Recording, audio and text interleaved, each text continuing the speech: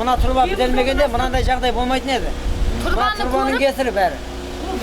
Осы тұрба бүтіні кесіп кетті тұр мына үй. Айтпесе ол жанды алдында да содан болды, осы тұрба бітелгесін кетті. Ар жақта арықтың суы, арықтың туалеттің суы, арықтағы туалеттің суы үйімізге кіріп жатыр, например.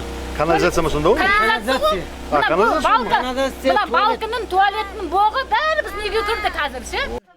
4 баланы бағып қағып күндерін күнелтіп жүрген Арнұттар отбасы кешкі тамақтарын ішіп үлгермеді.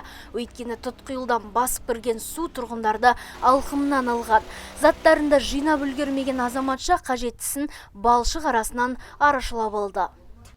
2 рет шынымен 2 рет құлады, бір көмек жоқ болды шынымен. Әкімшілікке барды, анау-мынау деп. Баратын жеріміз жоқ, міне балдарға үсіп далада отыр мен. 4-5 бала шағам бар. Қаяққа барамыз қазір 4 баламен біздер. Тұрғындар су тасқыны қоқысқа қордаланған кәріз жүйесінің тығындалуынан орын алды деп отыр. Олар мәселенің алдын алу үшін бірнеше мекемеге де бас сұққандарын айтады. Дер кезінде қолға алынбаған тірліктің соңы осындай болып отыр деп ашынады олар. Енді осы жерде бір 10 шақты үй бар. Мына трубадан су кетеді, бүкіл районның суы кететін еді.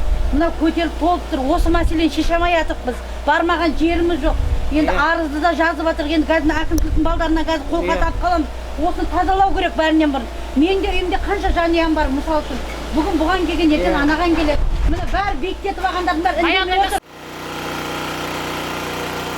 Түнгішке дейін төтенше жағдайлар қызметкерлері баспанадағы суды сорғылаумен айналысты. Дегенмен жарамсыз күйге түскен лашыққа адам кіру де қауіпті. Сондықтан да төтенше жағдайдан қамыққан отбасы көрші қолаңда түнеп шыққан.